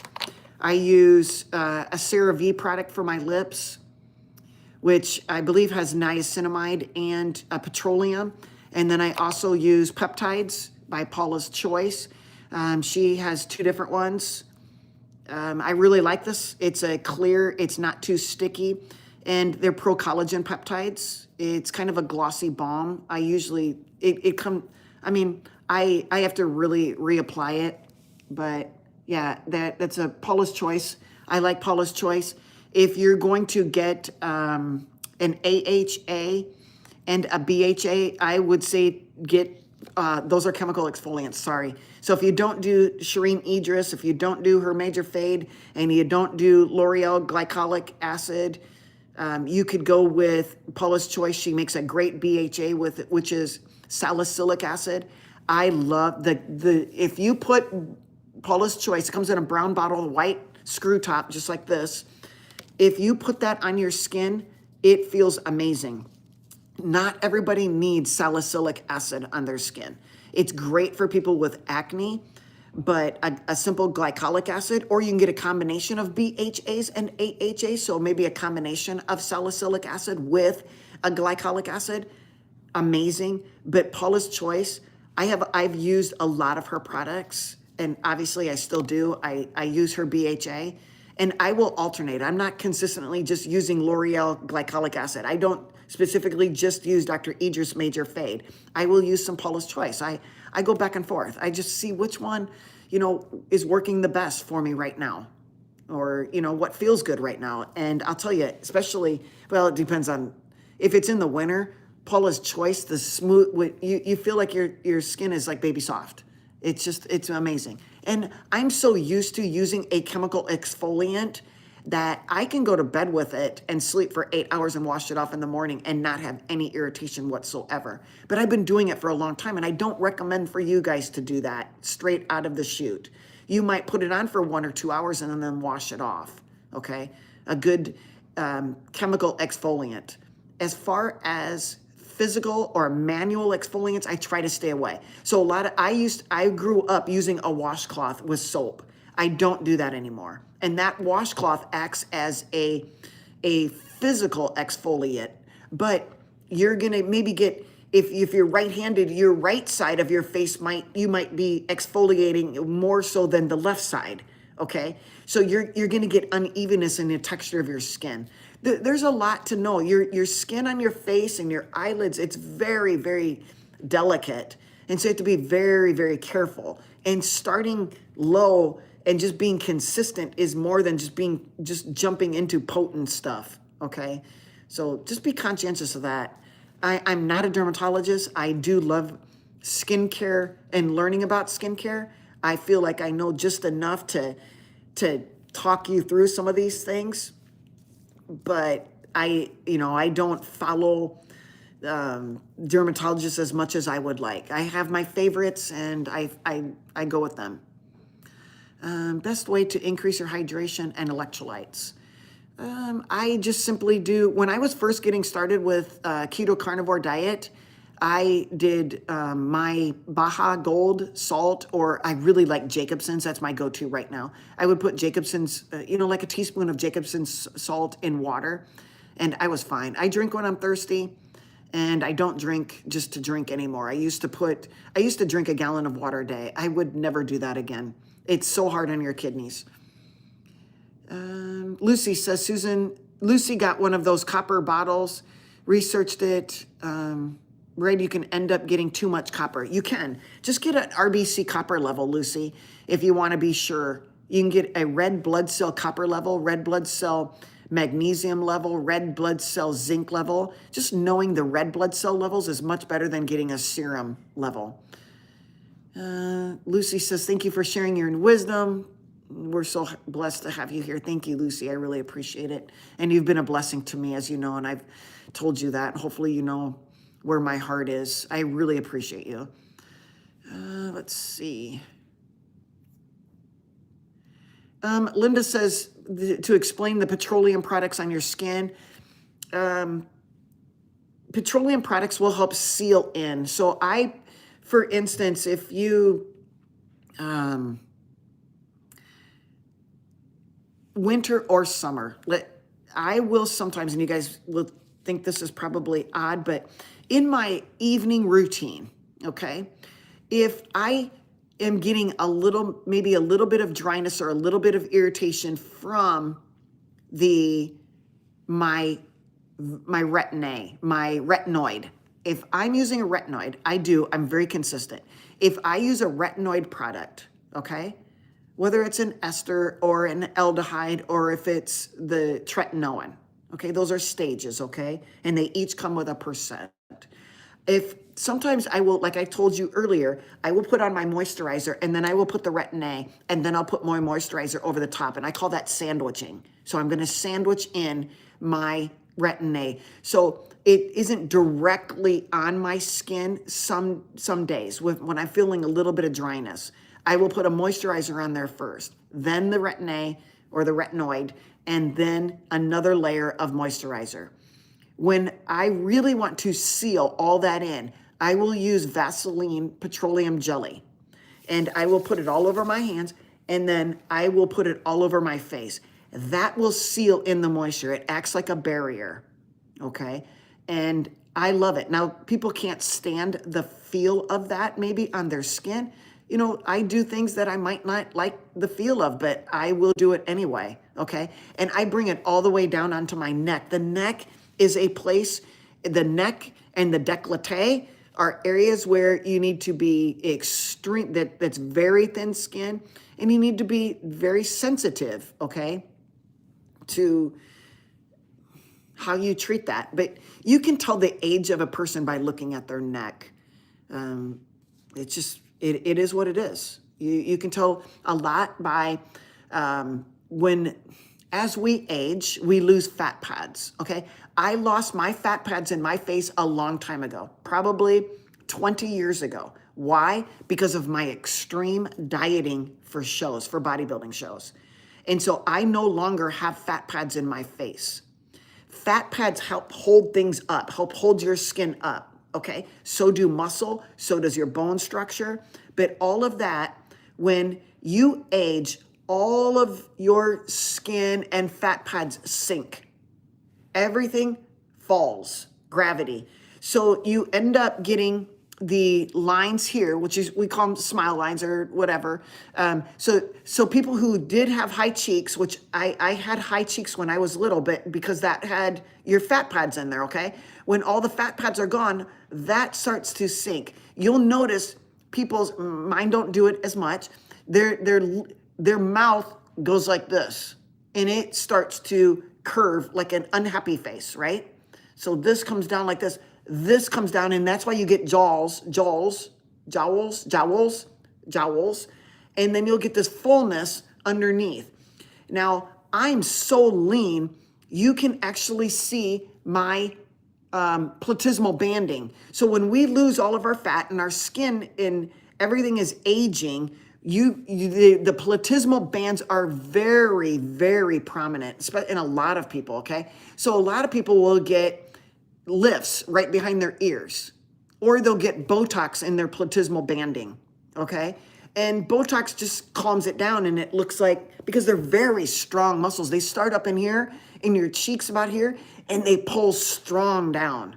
They're strong pullers. I think mine could be much worse, or my drooping could be much worse, but from my lifting, I think that has kept things, upward, okay?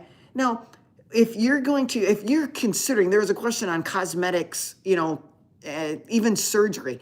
If I was going to, and I'm not going to, but if I was really thinking about doing a facelift, I would definitely look into somebody who's doing a complete vertical lift. If you just go in and say, I just want to get rid of my jowls, which I don't have any, but I'm going to make believe that, and you tuck all of this up behind your ears, you haven't stopped this progression from here down, okay? So you're going to still get this. You'll be fine for a few years, but over time, this top part is going to drop onto that. And so it actually worsens everything, okay? So if I was going to do it, I would definitely get a complete vertical lift, okay? And for those of you who are in California, there is a doc, I believe he's in La Jolla, Amir, God, he's an amazing surgeon. You can follow him on YouTube or Instagram or, I'm sorry, I can't think of his name, but he was one of the founders of a vertical lift. And so everything is vertically lifted, everything from here up, okay? He does the whole 9 yards. So it's going to give a lot of value over a lot of time. So it might be the last thing you'll ever do for the next 25 years is a vertical lift, all right?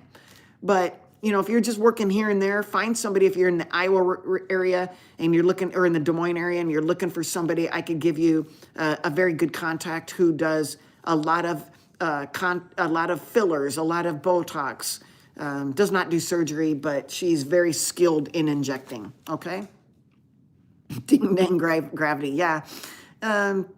Lifting weights, exercising if the bone structure, so eating high protein diet. So my bone structure is very strong and it's going to hold things up. So the things you eat, if you are eating a bunch of sugar and carbs, you're going to get a lot of glycation. Glycation is aging you. It's decreasing your collagen and elastin. When we eat carbohydrates, that's sugar. Sugar binds to proteins. That's called glycation. When that glycates, it damages that protein. Our skin is made of elastin and collagen, and you're glycating that. You're destroying yes, yes, yes, a Karen. Yes, Lucy. Karen? Yeah, Amir Karen. Yes, yes, yes, yes, that's him. So, yeah, I think he's amazing. I mean, I just look at his before and afters, and I think his surgical skills are top notch. But yeah, he does a vertical lift. I'll be right there. Very, very, I mean, he's talented. Okay. So exercising, your diet, keeping sugar out of there, and you could do red light therapy. Again, that red light therapy is going to help with building up elastin and collagen. But if you're giving your, good meat, good eggs, good nutritionally dense food, you're going to preserve collagen and elastin. Plus, if you take the hair and skin by, pure encapsulation, I think it's called Hair and Skin Ultra. That is great for, collagen and biotin, and there's leucopene in there. I can't remember what all is in there, but something like that might help. I used to do collagen powders. I don't anymore. Lion gave a great ideas, cooking the shells after you've made your eggs. Put those shells in the oven and bake them, and then grind them up in a coffee grinder, bean grinder, and make your own collagen. Okay. You don't need to heat them for very long. Okay.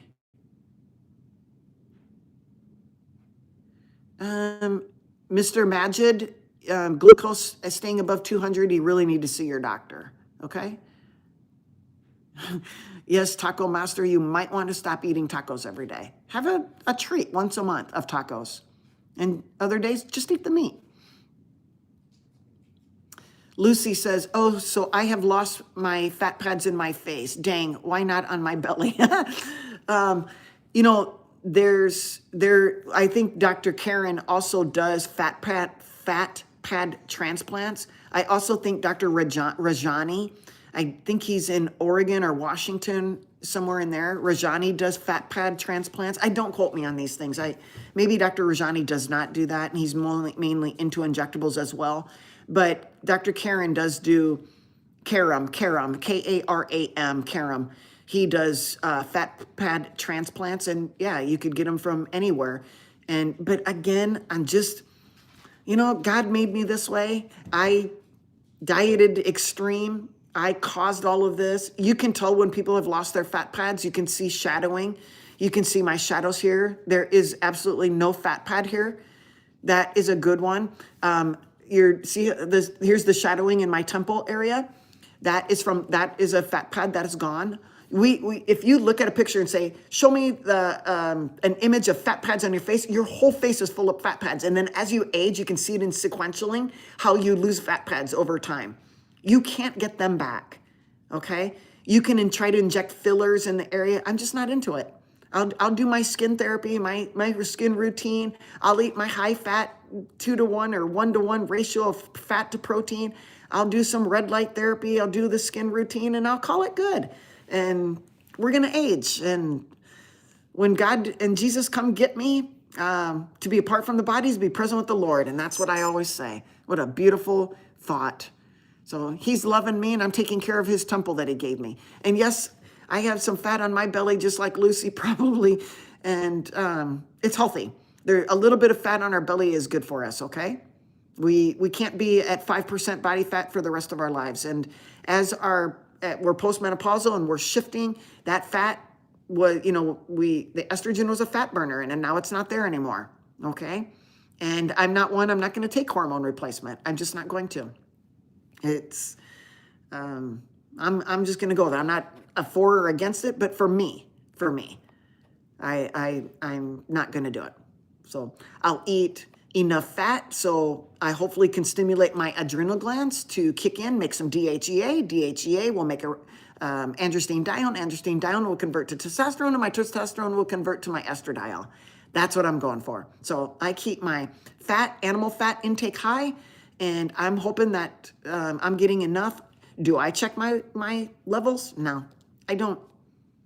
I'm probably not going to change. If you told me my estrogen level was low, I might eat some more fat, but most likely I probably wouldn't change a thing. So getting these tests, you guys are going, for some of you, for a lot of you, I think getting baseline labs are hands down the best thing you should do. But every time you get a lab checked, you get anytime you do any diagnostics, you're going to get a diagnosis. And some of you don't go to the doctor and some of you do. And if you're going to the doctor all the time and you're getting labs and you're doing these things, the diagnostics are going to give you a diagnosis. Now you have to decide, what are you going to do with your diagnosis? Plain and simple. Okay? All right. Okay. You guys, it is noon, straight up noon here in Iowa. And I want to thank you all for being here. I want to thank you for the super chats and the super stickers and the supers all on YouTube.